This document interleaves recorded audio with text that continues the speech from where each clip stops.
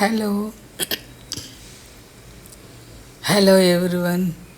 ఈరోజు ఒక కమ్మటి కూర గురించి తెలుసుకుందామండి. అదిగోండి, కందిపప్పు ఉడికిస్తున్నాను. ఈ కందిపప్పుని ఒక చిన్న కప్పు, టీ కప్పు అంత కందిపప్పుని 2-3 గంటలు నానబెట్టి దానికి సరిపడా నీళ్లు పోసి చక్కగా మెత్తగా అయ్యే వరకు ఉడికించాలండి.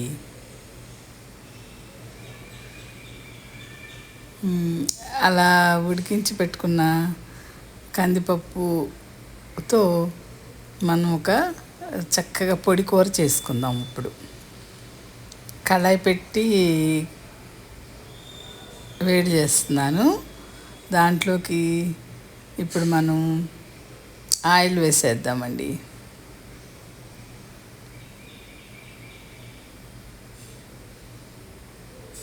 ఒక 2 గరిటెలు వేసాను. అంటే తోటకూర కట్టలు 2 కట్టలు తీసుకున్నాను అనమాట. దానికి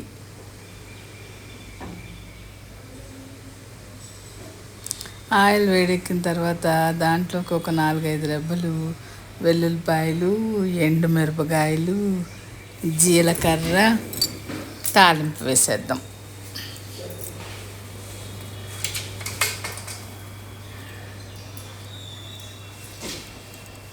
తాలింపు వేసిన తర్వాత కొన్ని ఉల్లిపాయ ముక్కలు, 2-3 పచ్చిమిరపకాయ ముక్కలు వేసాను.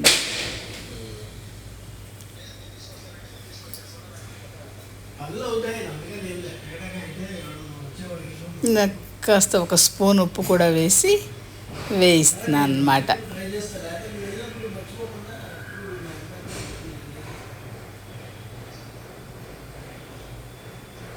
అలాగే దాంట్లోకి 2 స్పూన్ల కారం వేసి కారం కూడా వేగే వరకు వేయించాను.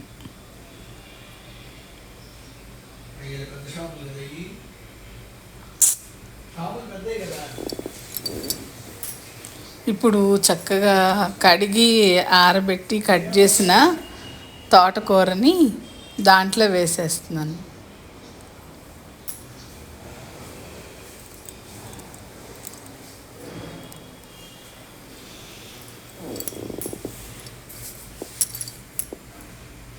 తోటకూర కూడా చక్కగా సన్నగా తరగాలండి, అప్పుడే బాగుంటుంది. ఆ తోటకూర నూనెలో కొంచెం సేపు మగ్గించి మూత పెట్టేశాను. అయితే ఎప్పుడు చింతపండుతో వేసి పప్పు చేసుకోవడం కాకుండా ఇలా చక్కగా పొడి కూర చేసుకుంటే కూడా కమ్మగా తినేయచ్చండి. అయితే దీనికి కాంబినేషన్ మనం టమాటా రసం పెట్టుకోవాలన్నమాట, బాగుంటుంది. అప్పుడు తోటకూర మాడిపోకుండా అలా నూనెలో కొంచెం సేపు వేపి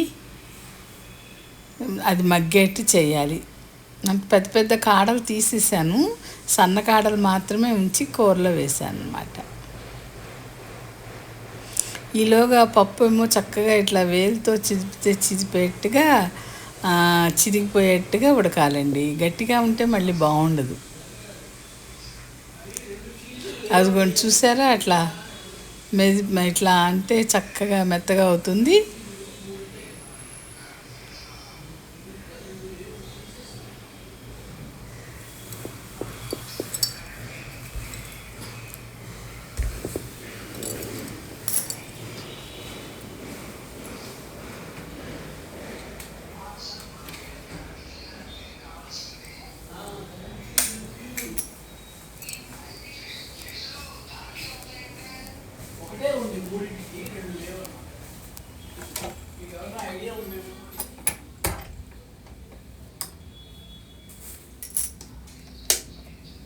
ఇప్పుడు ఆ మెత్తగా ఉడికిన కందిపప్పు కూడా దాంట్లో వేసాను. తోటకూర చక్కగా మగ్గిపోయింది కదా, ఆ మగ్గిపోయిన తోటకూరలో ఈ కందిపప్పు వేసి చక్కగా తోటకూర కందిపప్పు కలిసేట్టుగా కలిపి కొంతసేపు మూత పెట్టాను.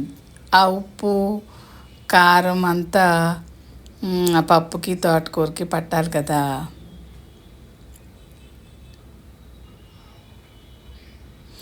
ఇలా చక్కగా పొడి పొడిగా వచ్చేట్టుగా మనం వేయించుకోవాలండి.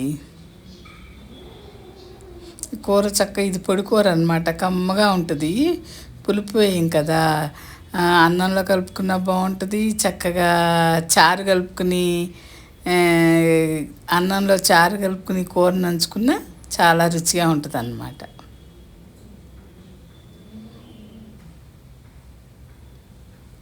అలాగే బీరకాయతో కూడా ఇలాగ పొడిపప్పు కూర చేసుకోవచ్చండి. బీరకాయ శనగపప్పు అయితే వండుతూనే ఉంటాము, ఇలా బీరకాయ కందిపప్పు కూడా వండుకోవచ్చు అనమాట. కమ్మగా ఉంటుంది.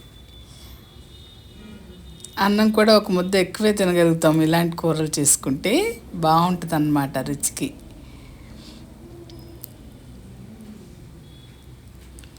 అలాగే మన ఛానల్ను ఫస్ట్ టైం చూసేవాళ్ళు అయితే ఛానల్ని సబ్స్క్రైబ్ చేయండి. ఈ కూర అంతా కాస్త పొడి పొడిగా వచ్చేట్టుగా దగ్గరుండి కదుపుతూ ఉండాలండి, మాడిపోకుండా. ఆయిల్ మనం కొంచెం తక్కువ వేసే వండుతున్నాం కదా, పైగా స్టీల్ కళాయి, అందుకని కాస్త దగ్గరుండి కదుపుతూ ఉండాలన్నమాట. ఎంతోసేపు పట్టదులేండి, త్వరగానే అయిపోతుంది. కాకపోతే కందిపప్పు ముందు నానబెట్టేసుకుంటే ఈజీగా ఉడికిపోతుంది అన్నమాట మనకి.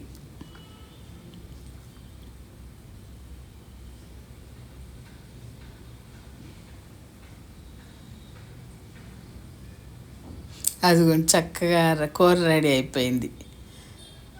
తోటకూర కందిపప్పు పొడి కూర.